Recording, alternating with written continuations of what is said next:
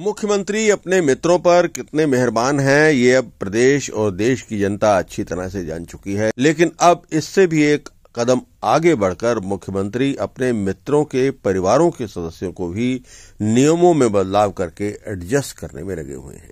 ये बात पूर्व विधायक राजेंद्र राणा ने यहां पर प्रेस कॉन्फ्रेंस के दौरान कही। इस मौके पर भाजपा सुजानपुर मंडल अध्यक्ष डॉक्टर विक्रम राणा भी मौजूद थे। पूर्व विधायक राजेंद्र राणा ने आरोप लगाया कि मुख्यमंत्री के मित्र और करीबी सलाहकार के पारिवारिक सदस्य को मेडिकल कॉलेज में योग टीचर नियुक्त करने के लिए विशेष नियम तैयार किए गए हैं। इस पद पर नियुक्ति करने के लिए उसके बाद ही विज्ञापन निकाला गया है और सिर्फ दिखावे के लिए इसमें चंद लोग शामिल किए गए हैं।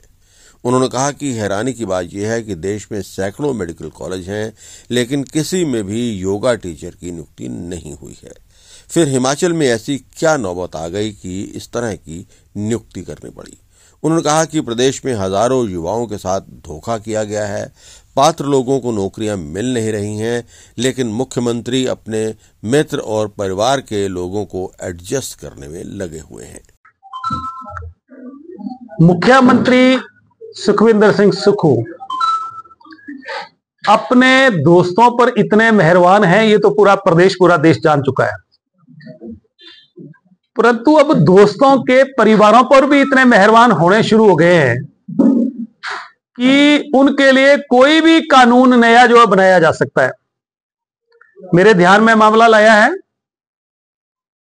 कि हमीरपुर मेडिकल कॉलेज में योगा टीचर की भर्ती के लिए, एक योगा टीचर रखने के लिए स्पेशल पोस्ट क्रिएट की गई।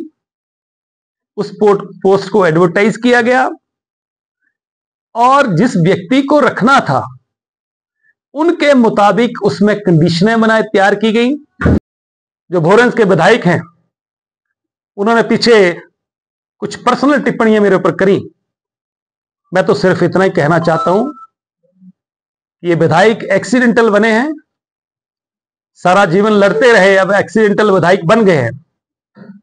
हम सिर्फ उनसे इतना सा पूछना चाहते हैं कि विधायक बनने से पहले कितने लोगों से उन्होंने पैसे लिए थे, कितनी बार उनको 138 के तहत नोटिस हुए, कितने चेक बाउंस हुए। और हम ये भी पूछना चाहते हैं कि सरकार अपने मित्रों पर किस कदर मेहरबान है। ये जो ऑरेंज के विधायक हैं, पेट्रोल पंप के नाम पर 27 लाख कांगड़ा कोऑपरेटिव बैंक का लगभग लोन,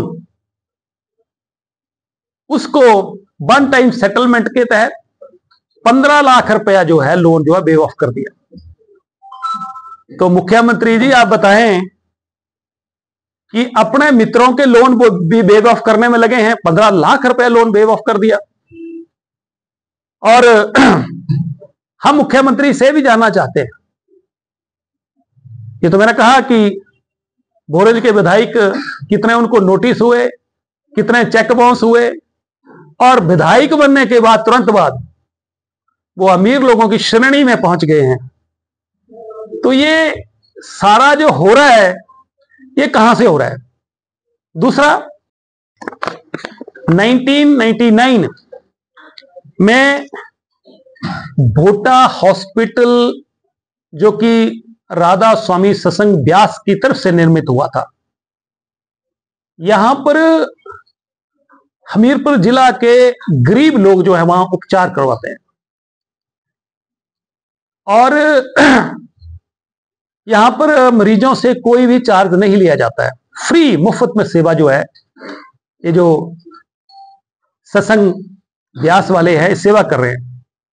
आजकल हम समाचार पत्रों में पढ़ रहे हैं, अभी मैं भी वहां भोटा में मिल के आया।